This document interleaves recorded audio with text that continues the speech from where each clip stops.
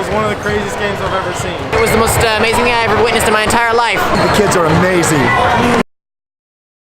Rolling up! Rolling in! Rolling up! Rolling in! Eagles on three! 1, 2, 3, Eagles!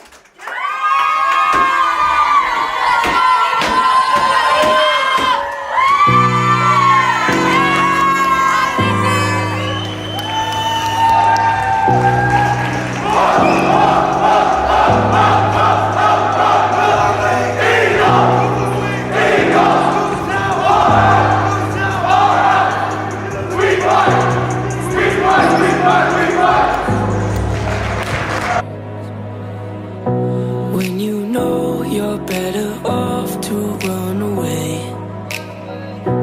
when your family and your friends all move away.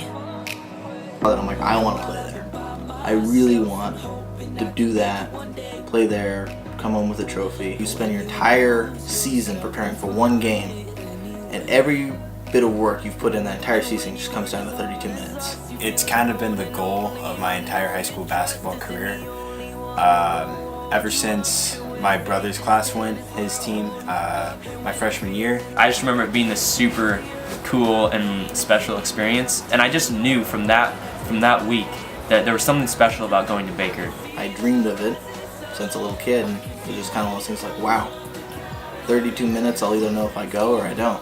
When they went up 7 points with a minute and a half left, I was like, I don't think we can come back from this. And the guy that was guarding me, I knew I could take him, but I was thinking three-pointer.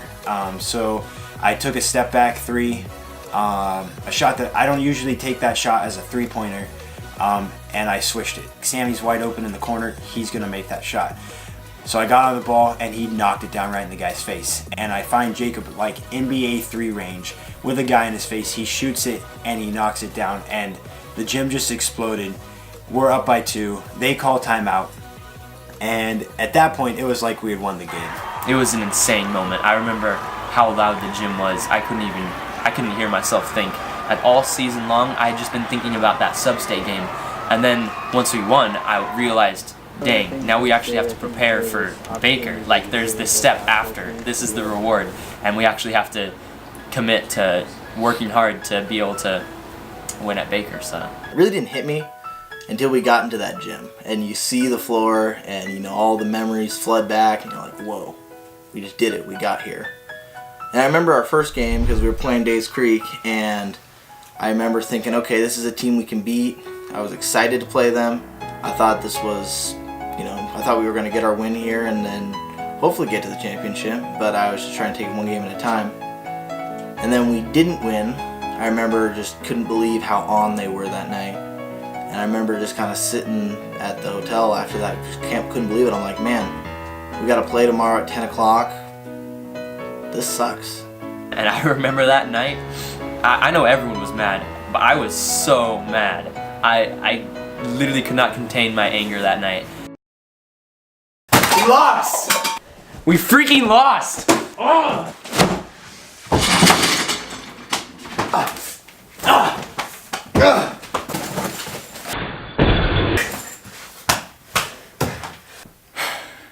Yeah, so we lost to Days Creek today. That's it. I knew that going into the next game we had to win. I remember Luke saying he wasn't gonna let that be our last game as seniors, to end on a stupid loss after a stupid loss. And so we just, going into that next game, our mindset was changed. We came out after those warm-ups and we were on fire. We had desire, we had will to win, and see that after we won. The third game, we went in it with a lot of excitement and energy because we wanted to take 4th place in state at Baker City.